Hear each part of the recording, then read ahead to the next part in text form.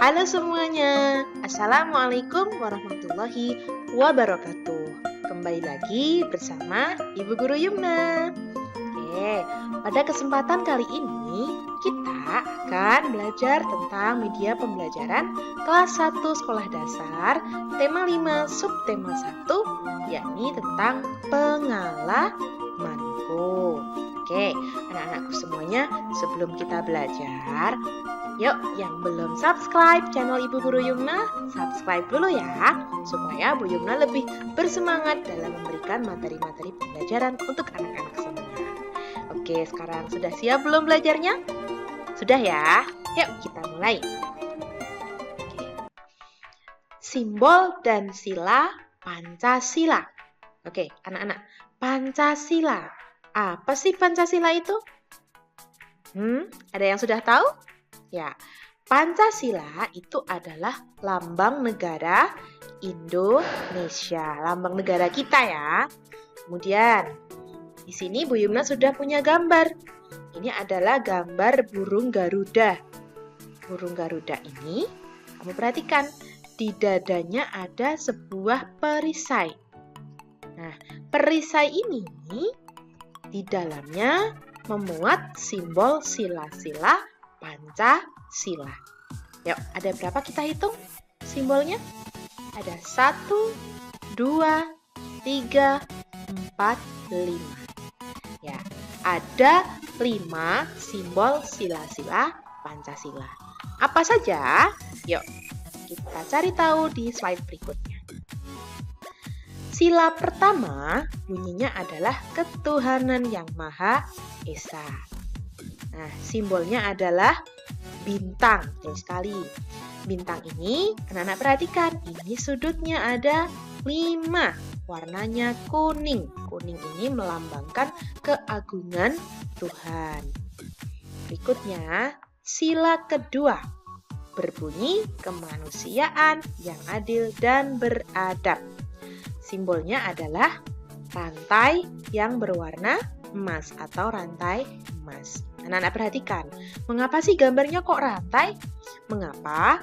Karena di dalam gambar rantai itu anak-anak bisa lihat bahwa mereka saling bergandengan, tidak ada yang putus, rantainya menyambung. Nah, diharapkan juga masyarakat Indonesia seperti rantai tersebut, saling tolong-menolong, bahu-membahu dan bergandengan tangan. Kemudian sila yang ketiga berbunyi Persatuan Indonesia. Simbolnya adalah pohon beringin. Anak-anak tahu ya pohon beringin seperti apa? Pohon beringin itu besar, rindang, dan anak-anak kalau misalnya sedang udara panas, itu berteduh di bawahnya itu pasti rasanya akan sejuk. Seperti itulah negara kita Indonesia, seperti pohon beringin yang menaungi seluruh rakyat Indonesia dari Sabang sampai Merauke yang berbeda suku, bangsa, dan bahasa. Nah, kita jika berlindung di bawah naungan Indonesia akan terasa sejuk karena tidak ada perpecahan. Seperti itu. Berikutnya, tadi sudah sila ketiga, berarti sekarang sila keempat. Berbunyi kerakyatan yang dipimpin oleh hikmat kebijaksanaan dalam permusyawaratan perwakilan. Sedangkan simbolnya adalah kepala banteng. Ya, Bu Yumna, mengapa sih kok gambarnya kepala banteng? Kenapa hewannya harus banteng bukan hewan yang lain? Ya, mengapa? Karena banteng itu adalah binatang yang suka berkelompok atau suka berkumpul. Nah, diharapkan juga masyarakat Indonesia itu seperti banteng yang suka berkelompok, suka berkumpul, tidak sendiri-sendiri. Karena sesuatu yang dikerjakan secara bersama-sama itu pasti akan lebih mudah dan lebih cepat selesai. Sila terakhir atau sila yang kelima bunyinya keadilan sosial bagi seluruh rakyat Indonesia. Simbolnya adalah padi dan kapas. Padi itu melambangkan pangan atau makanan. Mengapa? Karena makanan pokok orang Indonesia adalah beras atau nasi ya. Nasi itu asalnya dari padi. Sedangkan kapas itu melambangkan sandang atau pakaian. Seperti itu. Berikutnya, sekarang kita akan membahas tentang simbol kedua Pancasila. Masih ingat tadi apa simbol kedua Pancasila? Ya, betul sekali. Simbol kedua Pancasila adalah rantai yang berwarna emas atau rantai emas. Nah, sekarang perhatikan. Rantai emas ini tidak sama dengan rantai-rantai yang mungkin anak-anak lihat. Di sini ada perbedaan. Coba anak-anak perhatikan. Coba ya. Ini rantainya kotak atau persegi. Yang ini lingkaran atau bulat. Kotak lagi, lingkaran lagi, kotak, lingkaran, dan seterusnya. Ini semua ada maknanya, anak-anak. Maknanya adalah untuk rantai yang mata rantainya itu lingkaran, itu melambangkan perempuan. Sedangkan untuk yang mata rantainya itu persegi atau kotak melambangkan laki-laki. Jadi tidak ada bedanya antara laki-laki dan perempuan. Mereka tetap saling membantu dan saling tolong-menolong. Ya. Sekarang karena anak-anak sudah memahami tentang simbol dari Pancasila sila kedua, kita akan memahami juga perilaku sesuai dengan sila kedua. Tadi bunyinya apa? Bunyi sila kedua Pancasila adalah kemanusiaan yang adil dan beradab. Nah, ini contoh perilaku yang sesuai adalah menghormati orang lain. Menghormati orang lain, terutama kepada yang lebih tua. Kemudian, membantu orang yang membutuhkan. Membantu itu banyak caranya ya, apalagi bagi orang yang membutuhkan. Kalau anak-anak ada korban banjir, bisa membantu seadanya dengan pakaian bekas atau dengan bantuan makanan dan lain sebagainya. Kalau temannya jatuh, ya ditolong supaya tidak kesakitan dan lain sebagainya. Jadi membantu orang itu banyak sekali caranya. Kemudian, saling menghormati dan membantu ini adalah contoh perilaku yang sesuai dengan sila kedua Pancasila. Sampai di sini paham? Paham ya anak-anak ya? Oke. Berikutnya, perhatikan contoh ungkapan pujian berikut. Di sini ada satu gambar ya ini ya. Satu gambar yang di dalamnya ada dua anak perempuan. Oke. Wah, kelompokmu sangat kompak, Maria. Kelompokmu juga menyanyi sesuai tempo, Mei. Nah, ini adalah percakapan antara Maria dan Mei. Wah, kelompokmu sangat kompak. Di sini ada ungkapan pujian dalam kalimat yang diucapkan oleh Mei.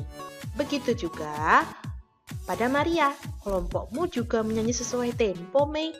Ini adalah salah satu contoh ungkapan pujian. Ungkapan pujian itu seperti apa? Nah, ini contohnya lagi. Nah, satu anak sedang memegang apa itu? Piala, iya. Wah, kamu hebat sekali. Hebat ya, karena dia bisa juara 1 mendapatkan piala. Berarti dia menang perlombaan. Terima kasih. Nah, itu jawabnya anak yang memegang piala. Ungkapan pujian ini berisi kata-kata pujian atau memuji. Sebagai contoh, bagus, hebat, pintar, ya, dan lain sebagainya. Berikutnya, mengungkapkan pujian terhadap karya teman.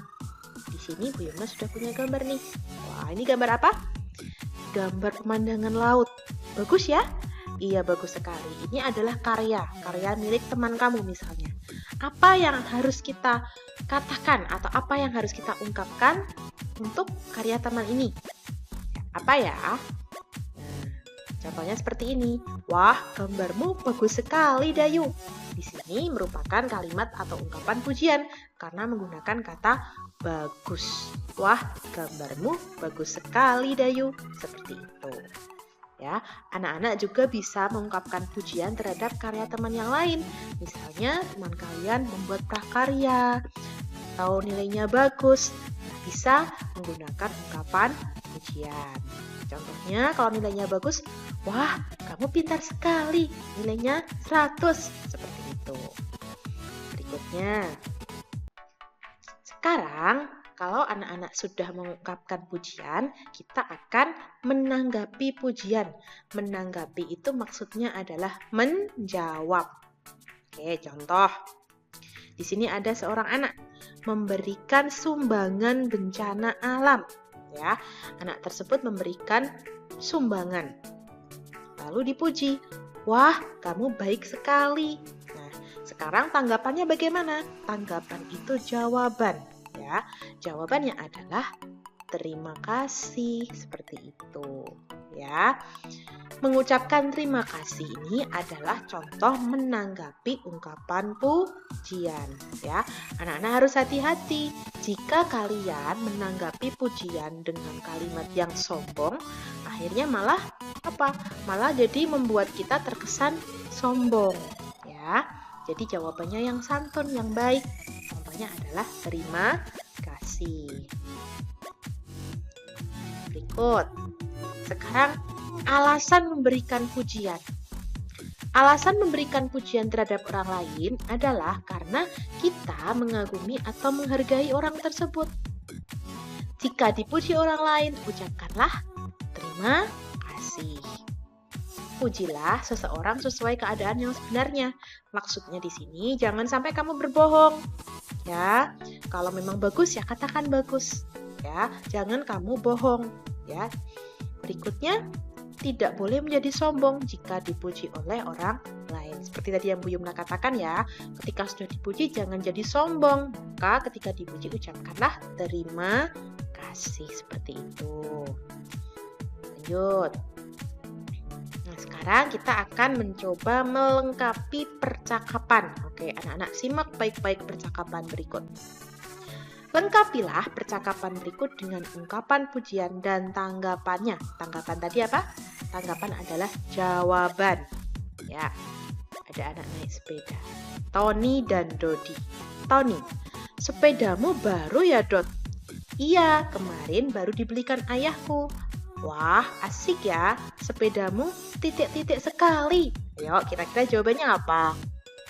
Iya, betul sekali. Jawabannya adalah bagus. Sepedamu bagus sekali. Kemudian Dodi. Dodi jawabnya, terima kasih. Sepedamu juga titik-titik kok. Oke, jawabnya apa ya? Iya, jawabannya juga bagus, sama. Sepedamu juga bagus kok. Seperti itu. Lalu dijawab lagi oleh Tony. Nah, karena sudah dipuji, maka Tony jawab apa? Iya, jawabannya adalah terima kasih. Itu karena aku selalu merawat sepedaku. Seperti itu ya anak-anak ya. Bu Yumna rasa anak-anak paham ya. Oke. Lanjut. Nah, sekarang kita akan membaca dan menulis bilangan 21 sampai 40. Nah, perhatikan. Di sini Bu Yumna punya balon. Balonnya ada berapa? Ini satu kelompok, ini ada 10 anak-anak. 1, 2, 3, 4, 5, 6, 7, 8, 9, 10. 10 dan 10. Ada 20 balon. 20 balon kita tulis 20-an. Ditambah, oke, ada berapa balon yang ini? Ada 5. 1, 2, 3, 4, 5. 5 balon atau bisa ditulis dengan 5 satuan. Oke. 20-an atau 20 dan 5 satuan. 20-an ditambah 5 satuan sama dengan 25 balon. Bilangan 25 ditulis dengan lambang 25. Seperti itu. Anak-anak harus bisa membedakan ya antara lambang dan nama bilangan. Contoh, di sini ada, ini adalah huruf, yang ini angka 25. Ini huruf, perhatikan. Sekarang yang ini 2 dan 5, ini adalah angka. Huruf ini disebut sebagai nama bilangan. Sedangkan kalau angka itu disebut sebagai lambang bilangan. Jangan sampai terbalik. Diulangi lagi ya. Huruf 25 ini namanya nama bilangan. Sedangkan kalau angka itu disebut sebagai lambang bilangan. Oke, sekarang perhatikan cara menulis nama lambang bilangan berikut. 21 ditulis 21. 23, 23. 26, 26. 29, 29. 30, 30. 32, 32. 34, 34. 35, 35. 38, 38. Dan yang terakhir 40, 40. Paham anak-anak semuanya? Oke, paham ya? Berikutnya, perhatikan gambar berikut. Di sini Bu Yumna punya gambar. Waduh, ada apa ini? Ada kue. Kuenya ada 10. Wah, 10 lagi kue. 10 lagi. Dan 3. Nah, mari kita tulis bersama-sama. Banyak kue di atas adalah 10 ditambah 10 ditambah 10 ditambah 3 sama dengan 33 kue. Berikut. Melengkapi banyak benda sesuai lambang bilangan. Tadi lambang bilangan itu angka ya anak-anak ya. Oke, di sini Bu Yumna punya donat. Donatnya ada 8 pakai angka. Kemudian ada 2 donat lagi di piring. Ya, donatnya yang 2 ini dipindahkan ke nampan atau ditambahkan dengan 8 donat. Sehingga jadi berapa? Jadi ada 10 donat. Nah, Bu Yumna punya sebuah lagu nih. Kita nyanyi dulu ya. Silakan anak-anak mendengarkan lagunya.